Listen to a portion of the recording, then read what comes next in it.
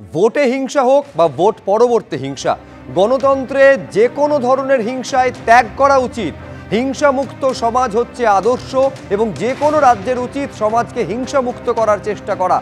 নন্দীগ্রাম মামলায় পর্যবেক্ষণ বিচারপতি দেবাংশু বসাকের। সৌভিক মজুমদার আমাদের প্রতিনিধি আরো বিস্তারিত এই নিয়ে বলবেন। সৌভিক, এইটা আমি তোমার থেকে জানতে চাইছি, কোন প্রেক্ষিতে আজকে মাননীয় বিচারপতি রাজ্যকে এই হিংসা ভায়োলেন্সের ক্ষেত্রে জিরো টলারেন্স নীতি গ্রহণ করার পরামর্শ দিচ্ছেন?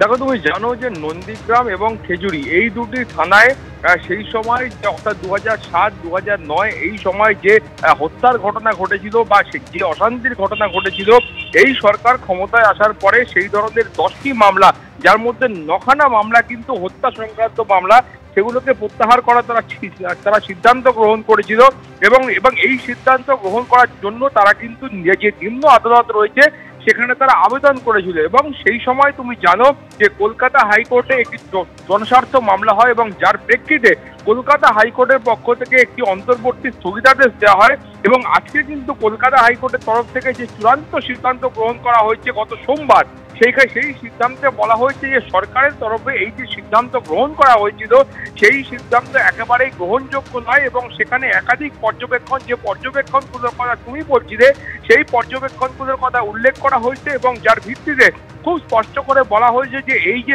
10টি মামলা প্রত্যাহার করার সিদ্ধান্ত সরকারের তরফে গ্রহণ করা হয়েছিল সেই সিদ্ধান্ত কিন্তু আদৌ কলকাতা হাইকোর্ট মান্যতা দিচ্ছে না।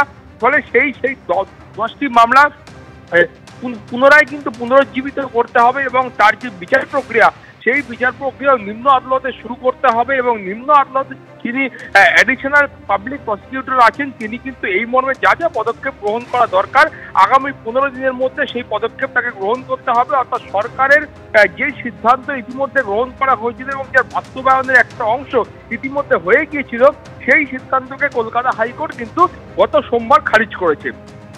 ধন্যবাদ সৌভিক। দক্ষিণ 24 পরগনার বজবজে পরপর বোমা গুলি চালানোর ভিডিও ভাইরাল হলো। ফের সামনে এলো সিন্ডিকেট রাজ। অভিযোগ, নির্মীয়মান গোডাউনের জন্য ইমারতি দ্রব্য সরবরাহের বরাত কাদের হাতে থাকবে সেই নিয়ে সংঘর্ষ বাধে দুই গোষ্ঠীর। 43 জনের বিরুদ্ধে স্বতঃপ্রণোদিতভাবে মামলা দায়ের করেছে পুলিশ। 8 জনকে গ্রেফতার করা হয়েছে।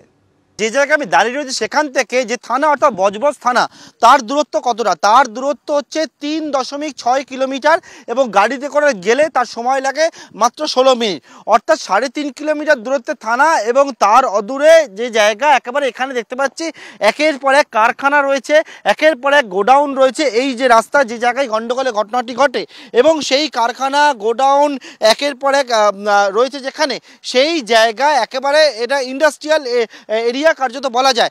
সেই জায়গায় একেবারে বোমা গুলি মুড়মুড় চললো, একেবারে একটা পক্ষের সঙ্গে অপর পক্ষে গ্যাং ওয়ার আর লেগে গেল। এবং এই যে দেওয়াল দেখতে পাচ্ছ, যে চায়ের গোডাউন, সেই চায়ের গোডাউনের দেওয়ালের গায়ে সেখানে বোমার দাগ এখনো পর্যন্ত দগদগ করছে। বেশ কয়েকটা জায়গায় দেওয়ালে সেই জায়গায় কিন্তু গুলির দাগ পর্যন্ত রয়েছে এবং এক্ষেত্রে যে ঠিক দুটো প্রান্তে দুদিকে গ্যাং ওয়ারটা হয়।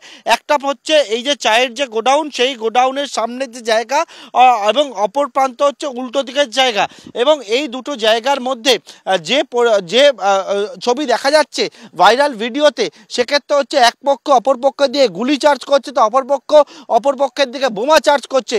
এই রকম গুলি বোমাতে একেবারে উত্তপ্ত হয়ে ওঠে গোটা এলাকা এবং এখানে গোটা জায়গা আমরা দেখতে পাচ্ছি ফাঁকা শুনশান। পুলিশ বর্তমানে এখানে ঘিরে রেখেছে এই অংশে, যেহেতু এখানে বোমাগুলি একের পর এক দাগ রয়েছে। একেবারে প্রকাশ্য রাস্তায় যে ভাইরাল ভিডিওতে যে ছবি দেখা যাচ্ছে সেটা হচ্ছে এই যে সামনের যে গলিটি দেখতে পাচ্ছ রাস্তাটা, সেইখান থেকে কিন্তু হাতে পিস্তল নিয়ে গুলি চালাবার মতো ঘটনা ঘটছে এবং এই যে এখান থেকে অনেকে দৌড়াদৌড়ি করছে সেই ছবি দেখা যাচ্ছে। অর্থাৎ একেবারে বজবজের মতো জায়গা, যে জায়গায় এই ঘটনাটি ঘটলো তাতে কিন্তু আবারও আইন শৃঙ্খলা নিয়ে একটা প্রশ্ন উঠলো।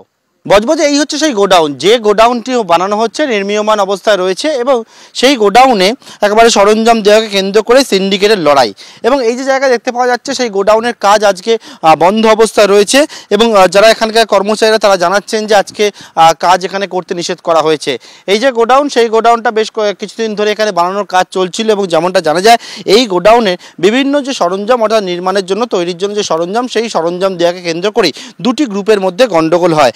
একটা গ্রুপ যখন এ প্রান্ত থেকে চলে আসে অর্থাৎ 19 নম্বর যে ওয়ার্ড রয়েছে সেই ওয়ার্ডের দিক থেকে আসে, অপর একটা গ্রুপ একেবারে উত্তর রায়পুর গ্রাম পঞ্চায়েত যে জায়গা উল্টো দিকে সেই প্রান্ত থেকে চলে আসে এবং দুটো গ্রুপ একেবারে যখন দুপক্ষ মুখোমুখি হয়ে যায় তখনই দুটি গ্রুপের মধ্যে গন্ডগোল, গোলাগুলি, বোমাবাজি সেই সবটা চলে। যারা এখানে কর্মচারীরা ছিলেন, কাজ করছিলেন, তারা কোনো রকমের আতঙ্কে এই জায়গা ছেড়ে অন্যত্র তারা চলে যায়। আপাতত এখানে কাজ বন্ধ রয়েছে এবং পুলিশ হচ্ছে যে ঘটনাস্থলটিকে ঘিরে রেখেছে। हाँ आज काम नहीं हुआ। कौन बोला काम नहीं करने के लिए? कोई बोला नहीं, हम लोग काम नहीं किए। हालत हुआ था, डर लग रहा है। डर हम लोग जो है ना जैसे आए तैसे हम लोग देखे भीड़, हम लोग भाग गए। बाहर में क्या हो रहा था? क्या हुआ था, हम लोग उधर चला गए, इधर हम लोग कुछ देखबे नहीं कि हम लोग भाग गए। देखे भीड़ आया ना हम लोग भाग गए उधर। ক্যামেরায় পার্থপ্রতিম রায়ের সঙ্গে জয়ন্ত রায় ও পার্থপ্রতিম ঘোষ, এবিপি আনন্দ।